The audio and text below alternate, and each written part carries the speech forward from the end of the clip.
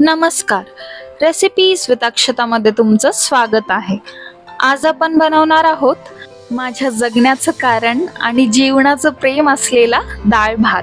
भारताच्या प्रत्येक राज्यात डाळ भात खाल्ला जातो, पण भावना एकच। कुठे आमटी भात असतो तर कुठे सांबर भात, कुठे दाल चावल, पण गरम गरम भातावर ओतलेली सोनसळी डाळ, तुपाची धार आणि सोबत लोणचं, हा घास घेताना जणू आयुष्यभराच्या आठवणी जाग्या होतात। तर सर्वात आधी 1 वाटी तुरीची डाळ घ्यायची आहे, ही आमच्या शेतातलीच डाळ आहे। 1.5 वाटी तांदूळ घ्यायचा आहे, तो स्वच्छ धुवून घ्यायचा। हा इंद्रायणी तांदूळ आहे। भात एकदम परफेक्ट शिजवण्यासाठी तांदळाच्या वर 1.5 इंच पाणी घालायचं किंवा 1.5 इंचापेक्षा कमीही चालेल, पण जास्त नका घालू। तुम्हाला जास्त चिकट आवडत असेल तर तुम्ही घालू शकता। डाळ आणि तांदूळ धुवून झाले की मग ते पाणी काढून टाकायचं आणि स्वच्छ पाणी टाकायचं। त्यात डाळीमध्ये 1 टोमॅटो बारीक कापून टाकायचा आणि तांदळात चवीनुसार मीठ टाकायचं। कुकरमध्ये सर्वात आधी खाली डाळ ठेवून घ्या, मग वरती तांदळाचा डब्बा ठेवा, झाकण लावून घ्या। कुकरच्या 3 शिट्ट्या करून घ्यायच्या। कुकर थंड झाला की मगच उघडायचा। हे पहा किती मस्त शिजला भात, एकदम मोकळाही नाही आणि जास्त चिकटही नाही, एकदम प्रॉपर शिजलाय। डाळ बनवण्यासाठी सर्वात आधी शिजलेल्या डाळीमधून एक्स्ट्राचं पाणी काढून घ्यायचंय।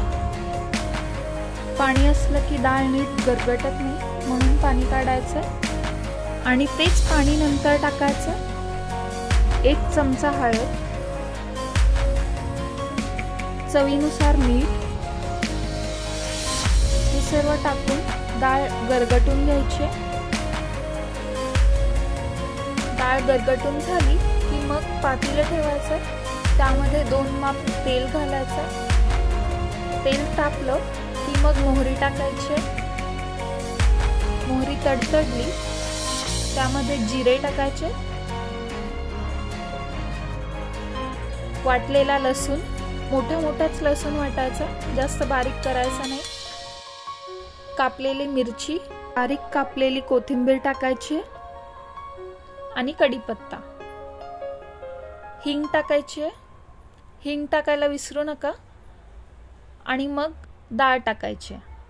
मंद आचेवर 5 ते 6 मिनिटं डाळ थोडीशी उकळून घ्यायची। अशा प्रकारे फोडणीची डाळ तयार आहे। अगदी तुम्हाला थोडाही वेळ नाहीये, भूक तर खूप लागली आहे, पटकन काहीतरी बनवावं तर ही बेस्ट रेसिपी आहे। मनही भरेल आणि पोटही।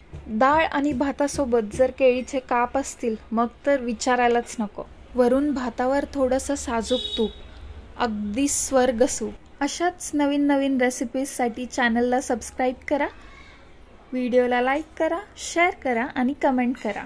धन्यवाद।